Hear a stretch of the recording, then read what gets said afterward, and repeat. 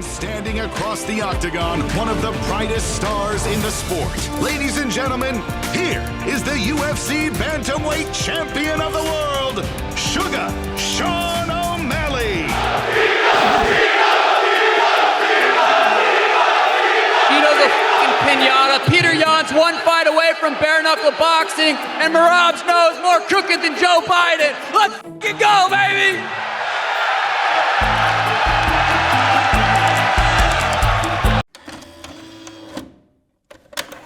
Who do you think is going to steal the spotlight coming out of 299? It's hard for Sean because we kind of expect to win. If he is that guy and he has improved as much as he has, put him in there with Merab. That's what we want to see. So. But if Cheeto, fucks him up, just comes in there and just destroys O'Malley again, and this time more emphatically without, peroneal nerve being destroyed, I think he absolutely takes it. I mean, MVP is in the third best spot, BSD and Poirier in the second best spot, and number one. I think it really does follow along that. It wouldn't feel as big of a card if it was, let's be honest, Zhang Weili versus Yan Xiaonan. It just wouldn't be as big of a card for just any title fight. But if you go through the list of UFC champions, as we usually do, and, what fights you could put in there instead of Sean and Cheeto. I think it does better than Leon Bilal. Yep. I think it does better than any fight at 125 men's. If wide. Dricus could have turned around from January to March, with Izzy is about as big as it gets right now. Yeah. I just wonder whether or not they have also stacked this card, because if Sean does get a huge win and the rest of the fights pay off and they're incredible fights as well, it just makes Sean's star even brighter, because not only did he have a good win on a great pay-per-view, there are more eyes, right? Yeah, exactly. It's not like he had a great win on a subpar pay-per-view. He had a great win on an incredible pay-per-view. So he's come out at the end of the night with the last guy to have his hand raised, and people are going to point to him and say the reason why 299 was incredible was because Sean O'Malley was the one who drove that in the right direction. So you're trying to build his star, really, even more in yeah, UFC. Exactly. Yeah, yeah. He's maybe not Give the star him a great card. Yeah, to we're get comparing him to. Yeah, I think there was a reason they posted that highlight immediately after he knocked out Aljo. Oh yeah, that's true as well. Yeah, they never do that, because I think a lot of those old fans, they're hoping to bring them back in, that were like, oh yeah, watch the Contender Series. Remember Snoop Dogg losing his mind, watching him, get a KO on that show, and yeah, let's corral these people back in. Let's show him he's champion now. And I think this is a real big test for that. And it is a real question, though, because, you look at the last pay-per-view, they kept showing him in the crowd, and he was getting no response. Yeah. No response. Yeah. And that does make you wonder, is there a different audience that's going to show up this weekend that is big Sean O'Malley fans? We definitely saw it with Ronda. I remember when Ronda versus Bethe Correia sold over 1 million pay-per-view buys. They were not MMA fans. And that, we already know this, for there to be 1 million pay-per-view buys, you have to have more casual fans than regular fans, because regular MMA fans don't buy that much. It's difficult because obviously we're within the sphere of that MMA. But have you seen Sean break out of that sphere? It's all really specific, I think, to the demographic that he either represents or he's popular in. Because I was thinking, because I'm slightly different from you guys. I'm not immersed in MMA 24/7.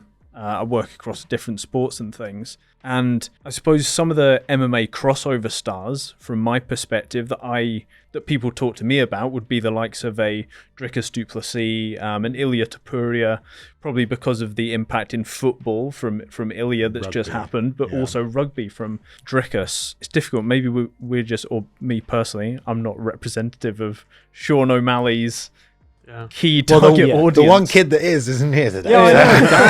We haven't got him. But that's the thing as well. You do wonder whether or not, we are an aging demographic, and you do see these fucking slap events where Dana's bringing in Sneeko, he's bringing in Aiden Ross, and he's bringing in these. He brought in those guys. Yeah, definitely. He's bringing in all of these streamers because Dana is understanding, maybe through his son, that these are the guys that people are watching. So it's that's the shift of he definitely audience. understands, because he had the Nelt boys in his office and they were saying to him the NFL or maybe the NBA, but one of them wouldn't let them in to film stuff. And Dana literally says to the camera, listen, they're a bunch of old fucking idiots. They don't understand what's going on with the modern culture. They don't understand how like media works now. And if they don't want you, I'll fucking have you. Like, so like Dana himself knows. I don't know who's watching that stuff. Well, Aiden Ross and Sneaky. Grown adults. Yeah, I mean, our children. I suppose when they're at work, teenagers are. Yeah. I suppose when they're at work, Yeah, exactly. I mean, you could be putting on a stream while you're at work. You know, I do that sometimes. You know, but it feels like the people that are really engaging. I mean, do they have jobs? Like, it's like they're on there all the time. And it's just teenagers. That's probably why they put up the full highlight of Sean beating Aljo. It's because they go, fucking Sean's audience haven't actually seen it. But you know where they will see it? They'll see it for free on YouTube, but right fucking now.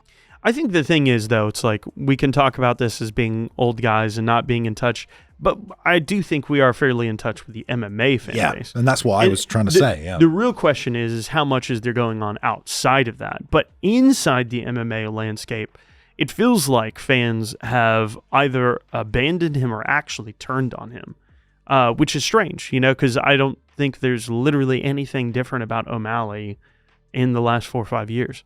He's beaten better guys. Maybe that's just it. Maybe that's just it, though. It's been 4 or 5 years since, you know, you had Snoop Dogg going, O'Malley! You know, maybe it's just a simple fact that 4 to 5 years is a long fucking time. And 15-year-olds who are now 20-year-olds wouldn't have remembered that. Do you know what I mean? Who are now getting into the sport now. Well, there is a popular theory that, you know, there's pretty much a rolling 5-year period of fandom in the sport, you know? So it's like, you would think, though, because what I think generally happens for that, my hypothesis for that, is your stars lose and people move on. It doesn't make sense in his case because now he's won. He's had a very interesting career, and like the first half of it felt like he wasn't fighting the guys he should be fighting, and because it was like, oh, these are easy matchups, and then he jumps to the front of the line, and then some people are like, well, now he doesn't deserve to be at the front of the line because he didn't fight the people to get there. You wonder what fans want to see, right? Because sometimes it's like, oh, if you knock everyone out, that's what people want to see, and we love it. But then sometimes people only give respect to a fighter once we've seen them go through some adversity. And for Sean, he's kind of done both of those things. Like he's had all these knockouts that people can get behind, but he also went through some adversity in the Yarn fight and came out on top. And if that still isn't enough to like buy the respect from those people, it's kind of like, what? I don't know what to do about that, because then he knocks someone out again. So what I'm seeing on my timeline is people making fun of the hair, making fun of the look, thinking he's corny, thinking he's cheesy. Like, I'm seeing more that so than they had ever done before. More so by far. And then on our YouTube channel and some of the comments, you know, it's like, is it possible that, you know, there is a fan base that's going to be watching this video right now that's like, that's not my feeling at all. And who knows, you know, we might be seeing a lot more of those people. I do want to actually kind of ask the fans that show up to watch this video, if you're not necessarily a subscriber or anything like that, are you here because of Sean O'Malley specifically? Are you here because of some, you know, the Happy Dad sponsorship and being connected with that? Do you watch MMA regularly? Do you think specifically within your timeline that you are seeing more hate for Sean? Do you think it's for the pure fact that actually the fact is that people really like Cheetah? I was going to say because that. he's an absolute people fucking love dog. Cheetah. Did you watch the Embedded when he walks past Sean and Sean's like, ready to get knocked out? And Cheetah goes, suck my dick. And everyone's like, Sean's like, that's weird. And people in the chat are like, great response. That's hilarious. Like they love Cheetah. And they made fun of Sean for acting weird for like not being able to handle that and not knowing what to do with it. Yeah. Like, what is success? Is it pay-per-view sales? Is it viewership on like free platform content? I mean, ultimately, though, you would just think that it's cash, right? Making money, the ultimate representation of how well something is working is how much money it actually makes. But that is a problem with right now. We don't get numbers anymore. Aljo was saying there was no bump with Sean O'Malley. Might have even been worse than Cejudo. I would have to, you know. He got very defensive over that, Sean, as well. Yeah, because it's a measure of their success. Yeah, exactly. You know? It's a self-worth thing, so...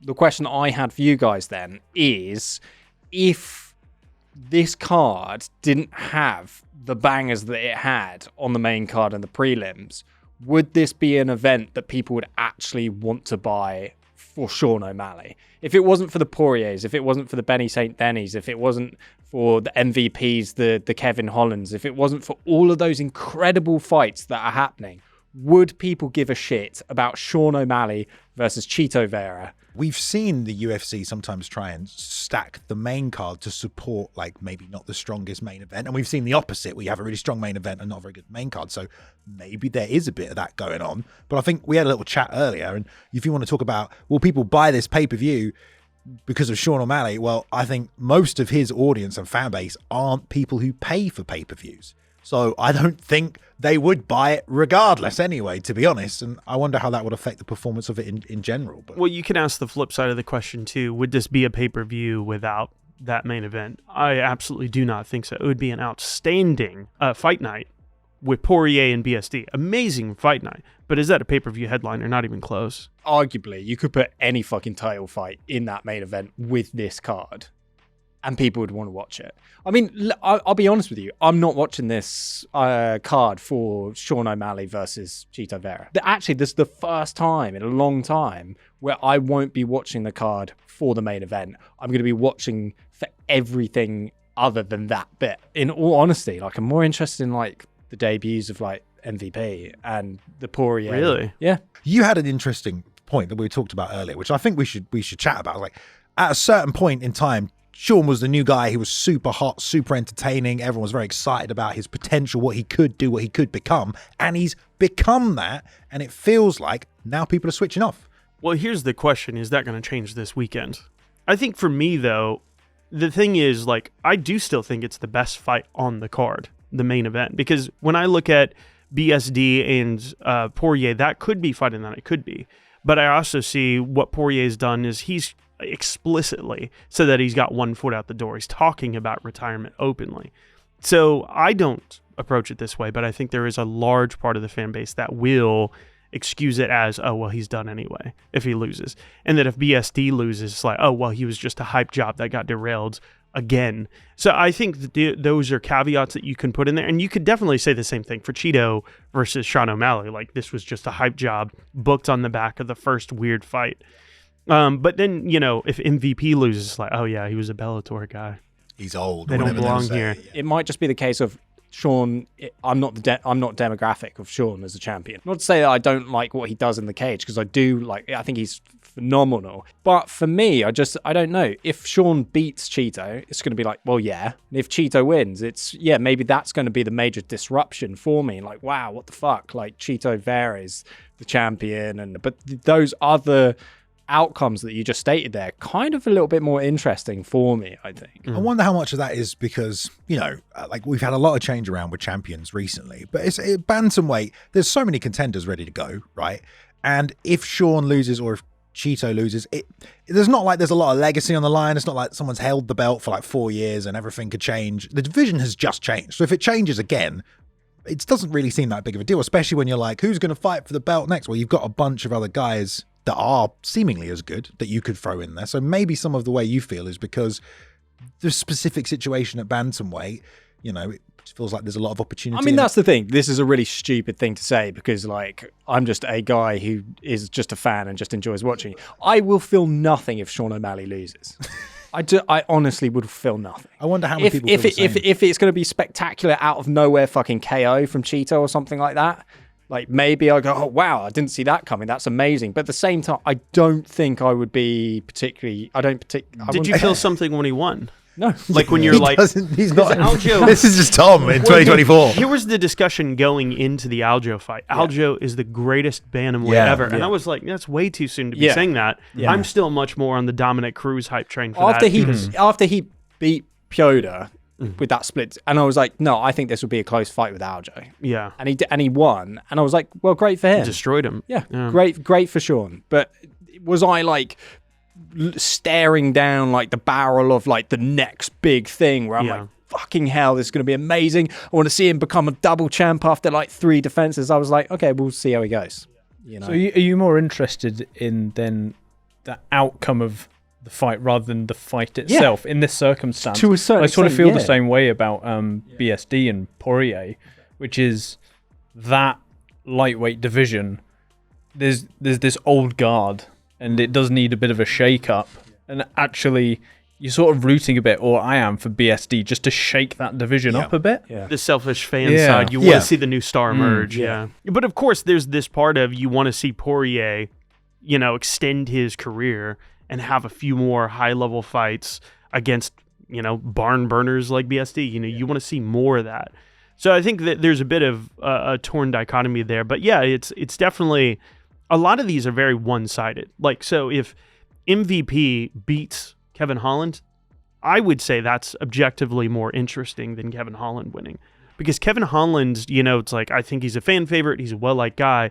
But this guy has pretty soundly proven that he's not part of the title discussion. And then you say that with Poirier, he's pretty soundly moved himself out of that discussion with his losses. BSD is the hopeful. And then, of course, Cheeto can definitely be champion. He did beat Corey Sandhagen on one judge's scorecard, even though that was horrendously bad. Well, he did beat O'Malley the first time. You're right. I don't think, who knows? Sometimes somebody becomes a champion and it turns their career around. Who knows where Leon Edwards would be if he lost that first Usman fight. But yeah, you look at all these, they're pretty one-sided. You're expecting the champion to retain because Cheeto doesn't deserve the title shot.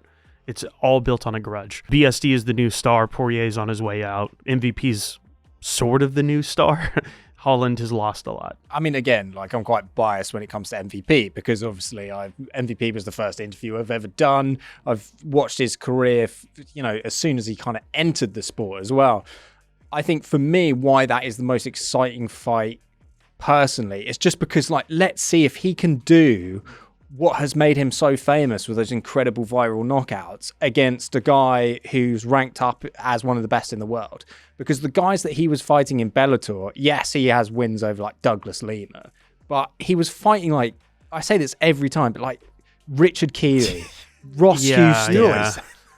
Richard Keeley was fucking 4-2 or whatever the fuck his record was really light, yeah. I want to see whether one or not the most exciting viral knockout artist, can he do that shit to people that can actually fight? Yeah, it's about his because he couldn't do it to Douglas Lima. He skated by against Douglas Lima. Well, yeah, and I feel like that question's already been answered, and you just answered it. We've already seen him against the best of what Bellator had, and you find out time and time again, the UFC doesn't always necessarily have the best. It can come down to the night, can come down to who it is.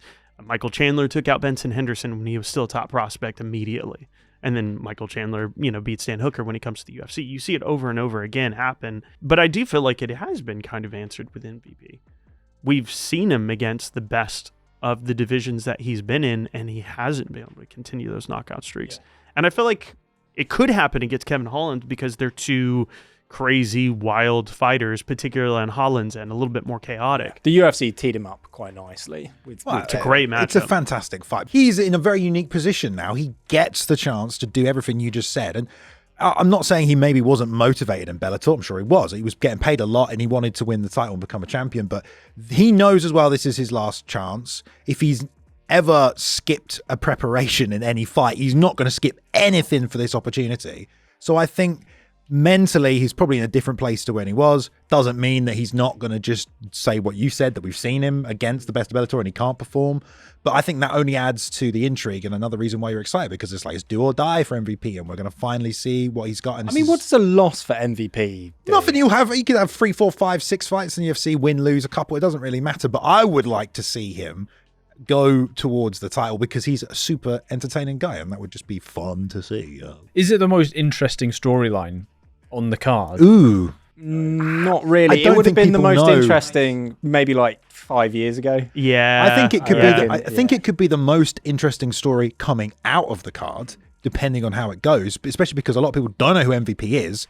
Some people, if you watch the embedded comments, they're like, oh, MVP seems like a really nice guy. They're getting introduced to this guy who we have seen because he's English, right? We've watched him. But, if he does something spectacular, I think he definitely could be one of the biggest stories coming off the card.